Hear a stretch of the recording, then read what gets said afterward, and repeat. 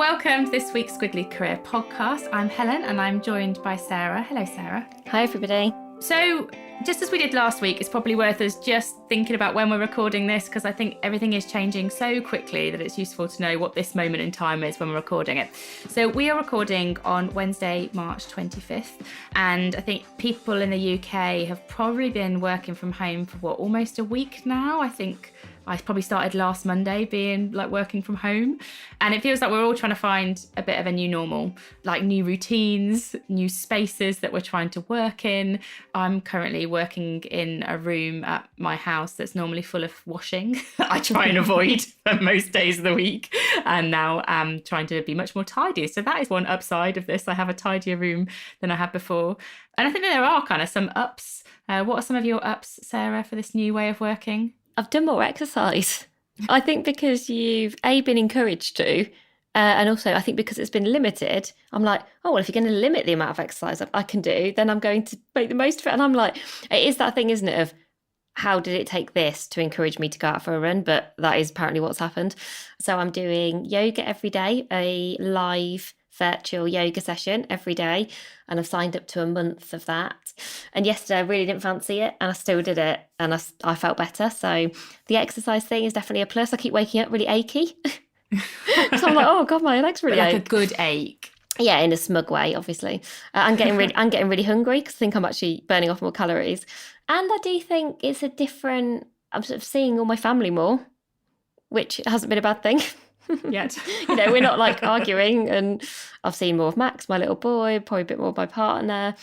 Everything feels much more at home, I guess, integrated, versus often I'm quite separated off, going off and doing all the things that we do. I'm not sure I'd want it forever, if I'm honest. Mm-hmm. But I don't mind it for now, but I think that's because I'm 4 days in. So I think, one of my ups, I have those ones. I am doing more exercise, surprising for me. I'm seeing my family more. I'm also doing more cooking, and I find cooking makes me really happy. It's a way, I feel like I've got more time to, how you get creative when you've got constraints, because I'm almost I can't just go out and buy all these ingredients. I've got to kind of work with what I've got. I feel like I'm just getting a bit more creative, and I like cooking.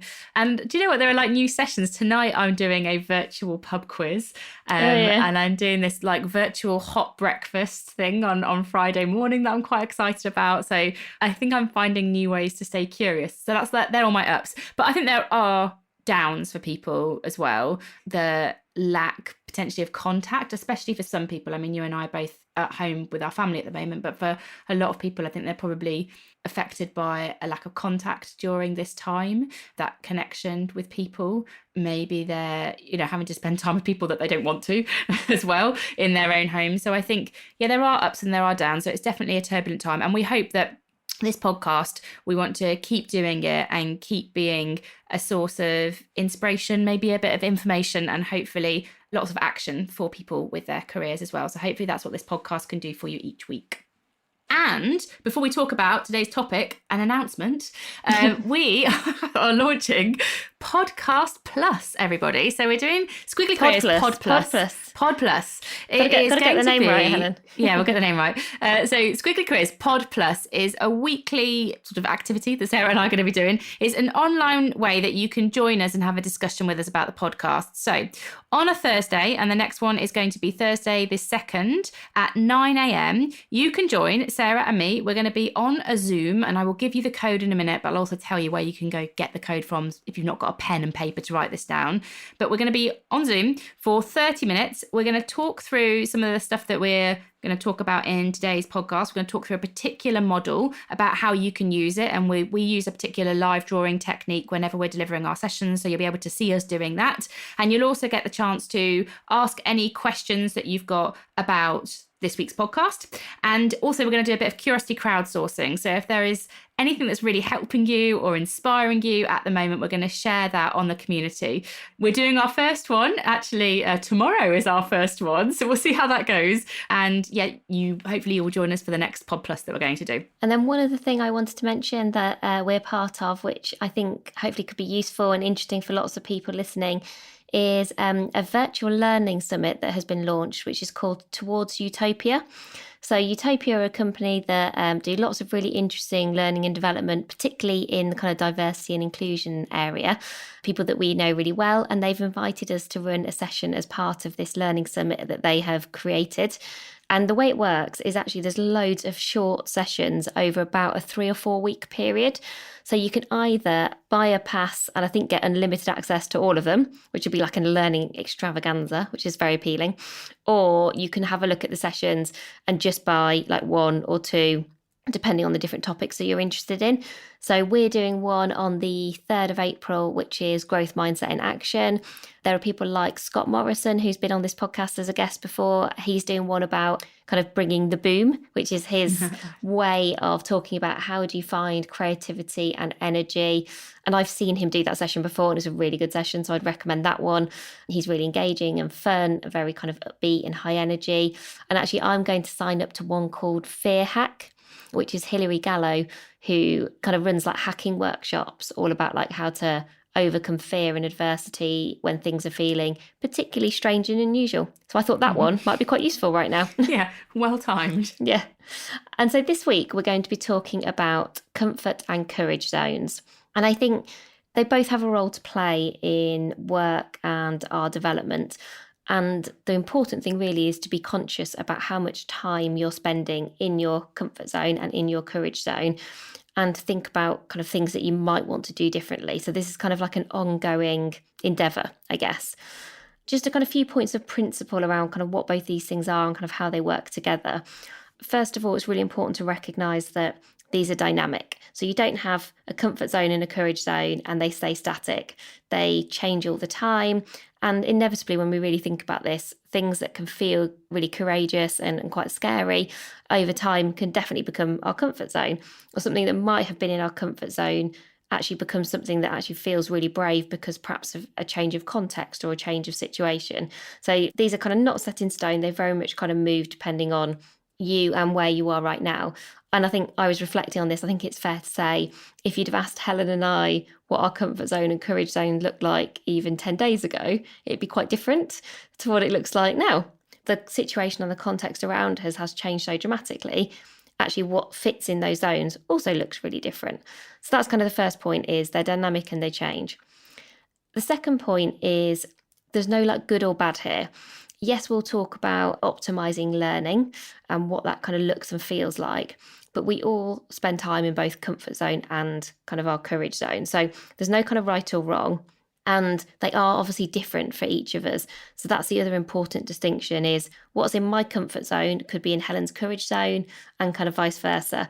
So if you're doing this maybe as a team, so perhaps this is an exercise that you're going to do virtually all together and talk about comfort zones, courage zones, understanding and appreciating this will look and feel different for everyone, I think is really important.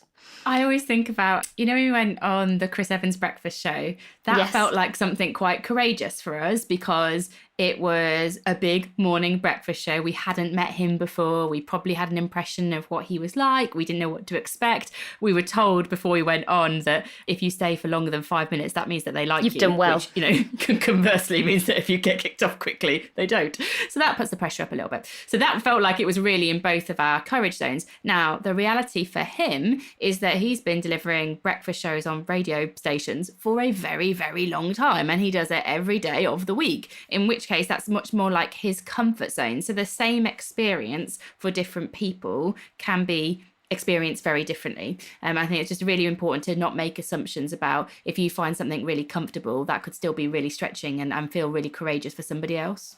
So let's just briefly talk about how you define comfort zone versus courage zone to make sure that we're really clear. And then we'll get into kind of top tips and actions to kind of ask yourself around both of these areas. So I think your comfort zone, and it's a word that I think lots of us use pretty commonly to say, oh, I'm in my comfort zone or I'm really out of my comfort zone.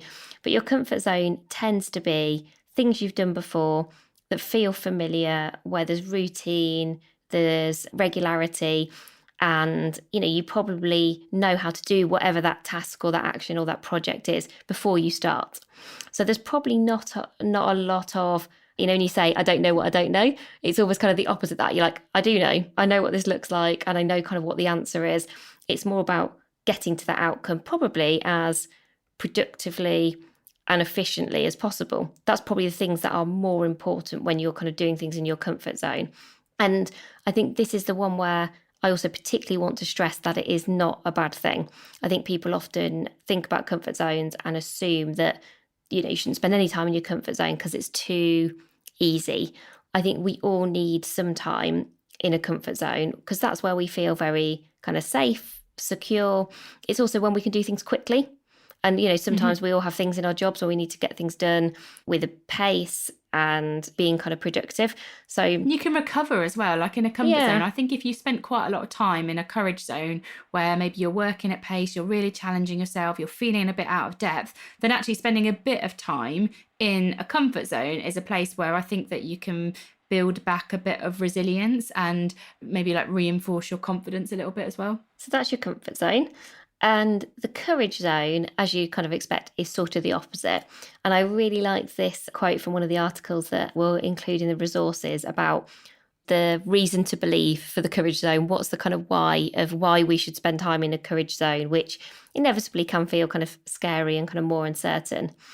But the function of the brain, as well as the nature of learning, is not fixed, but adaptable. And when you enter more novel and volatile environments, your brain absorbs more. Essentially, what that is saying is you will learn more the more time you spend in your courage zone. And I think we all intuitively know that because, there's always those diagrams where there's the circle and in the circle it says your comfort zone and there's a little arrow out of it. Yeah. And it says like where the magic happens. It's so like cheesy. It's like awful. But we all see those things and we do, I think, intuitively know that actually to kind of learn and grow, we need to do things where we don't know the answers, where there is more ambiguity, there's more uncertainty. But we also know that's more difficult, it's more uncomfortable, you're more likely to fail, all of those kind of things. And so if you're asking us which of those, if you think about like human reactions to kind of fight or flight, which of those states would you like to be in? Of course, it's really natural to kind of default to that comfort zone. And often when we do these sessions, when we were doing these sessions with people in rooms and talking to people about, comfort zones and courage zones, often over time, we've just not really thought about this and just ended up spending more and more time in our comfort zone. And I think sometimes the more time you spend in it, the harder it feels to make that transition to then go back into kind of your courage zone. Whereas I think there are sometimes other people who are spending so much time in their courage zone, it's sort of killing them. And it's so high stress, high octane. They're not getting any time, as you talked about, Helen, to kind of recover. So even within one organisation, you can find loads of people in loads of spending lots of kind of different time in those two zones. But hopefully that gives you a kind of useful starting point to think about, okay, so I probably had some idea of what they were talking about, but kind of what does this mean for me in the work that I'm doing right now? And before we get on to some tips, and we're going to frame those tips in how can you spend more time in your comfort zone? How can you spend more time in your courage zone? Before we get onto those tips, it's very useful to be conscious of where you are right now, where you're operating right now, but also conscious of where you want to be. As Sarah said earlier, there's no right or wrong about, what percentage of time you be spending in different zones and where should you be? This is a very personal thing and it's not where you are right now, but we sort of need to work that out for you before we can help you with what you might want to do. So in terms of some thoughts about being conscious of where you are right now, think about 3 activities you do today that are in your comfort zone and 3 activities you do that are in your courage zone. So maybe if we do one each, Sarah. So I think one activity that I do that is in my comfort zone, probably my daily career tips, that for someone else might be quite challenging, but my daily career tips, they feel like they're in my comfort zone now. I've been doing them for about 2 years. I do them every day. I do some research and I put them out there and they feel nice and I like doing them. And I know that I have developed an ability to do them as well. So that's something that I do every day that is in my comfort zone. Something that is in my courage zone would be if I'm asking somebody for help. So sometimes Sarah will say to me, oh, you should just get in touch with that person for X, Y, and Z reason. she's like laughing because she knows that I find it hard. And I'll be like, oh, that feels a bit courageous, like just reaching out without having a relationship. And so I think every time I reach out to somebody for a reason when I don't feel like I've got a relationship in place, that always feels to me like quite a courageous action to do. And sometimes it's one that I avoid because it's almost like I'm not quite ready for that courage thing. So that's mine. Sarah, what is one activity that you do in comfort? Probably the podcast. I think Okay. given we've done the podcast now for a couple of years, and again, it's not that I don't prepare for it. And actually, I really care about making sure that they are hopefully really useful and really practically useful for everyone. But I think just the act of kind of recording a podcast, knowing how they work, kind of what good looks like. And often we find people ask us about, oh, we're thinking about starting a podcast. What would you suggest or advise? And I always feel kind of quite comfortable kind of sharing our knowledge and our insights because I think we've kind of learned as we've gone, basically learned on the job. So I wouldn't say I could make a podcast for anyone else. I've got no technical knowledge, but, you know, I feel kind of comfortable doing these kind of our version of a podcast, I guess. And then one in the courage zone. This week we've been doing more than we would usually do, looking at, say, like numbers and forecasting for obvious reasons because of lots of kind of changes in our environment. And I'm always naturally, I think, very kind of positive, optimistic and kind of upbeat. And I think part of doing really good kind of forecasting is you also have to do things like worst case scenarios. That takes quite a lot of courage for me because I find that difficult to just even contemplate, but I completely understand rationally why that's a good thing to do. It's just emotionally, I think I find it really hard. And so it's interesting to work out, often with your courage zone, you know what it looks like, but what we've both just described is you get good at avoiding it. Another two things for you to think about. So first of all, it's that kind of what activities you're doing in those different zones. The second thing is to reflect on the time you're spending in them. So overall, how much time are you spending? What percentage of your working week are you spending in those different zones? And then the third thing to think about is how much time would you like to be spending them in them? So you might say, oh, I spend 60% of the time in my comfort zone, 40% of time in my courage zone. And if I was going to be really conscious about it, I would actually like it to be the other way. Do you know, I really feel ready at this time in my career and where I'm at in my company that I want to be 60% really stretching and challenging myself in my comfort zone. Again, no right or wrong, but before we can help you move forward, we sort of need to know where you are right now.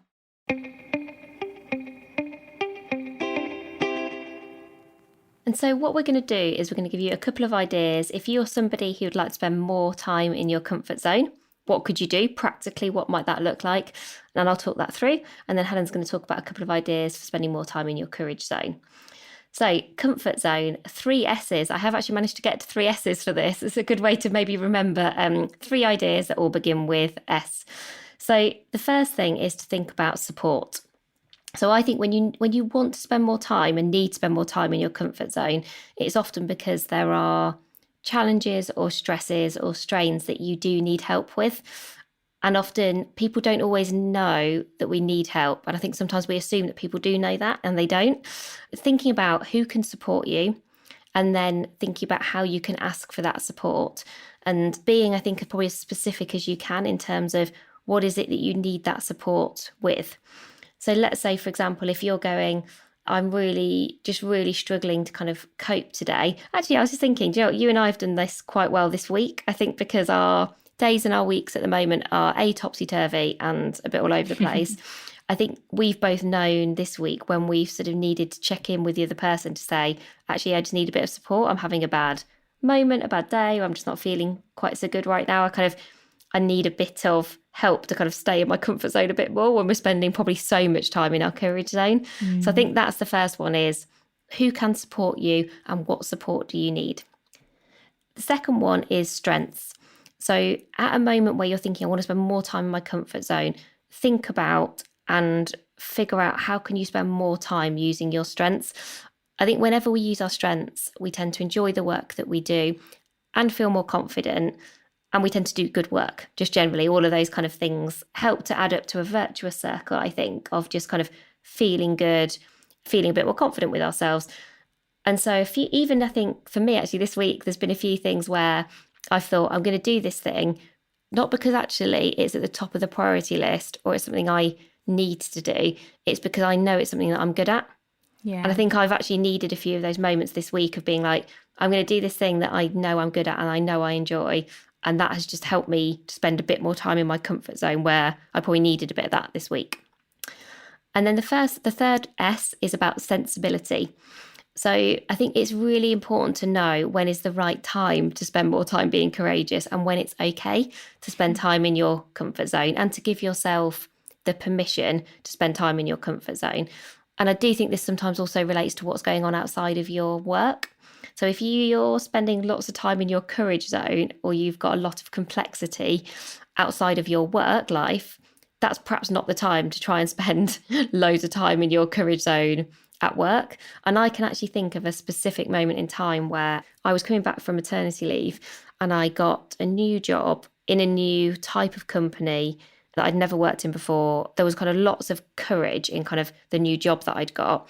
And there was a lot of kind of new courage stuff in kind of my life. And I think at that moment in time, actually, it sort of all imploded into like too much simultaneously. And I think actually that perhaps wasn't quite the right choice at that moment. And there's a lovely quote in one of the Harvard Business Review articles that we will link to, which is, "Don't confuse bravery with sensibility. Stretching your comfort zone when you're not ready or don't need to can add more stress than skill." And I think that, so, you know, when somebody writes something and you're like, that is so smart and just sensible. Yeah. I think it's Andy Malinsky who wrote that. We'll link to the article and put it on amazingif.com. But he's done quite a few. I was searching for stuff, and you know how everyone's always like, step outside of your comfort zone. I was like, hang on, has anyone written anything on stepping inside your comfort zone? Turns out Andy Malinsky is the person that has written about that. He's your guy for stepping inside the comfort zone. I think, particularly if you think, oh, do you know what? I want to feel okay about spending some time in my comfort zone. I don't want to feel like I'm being judged for it.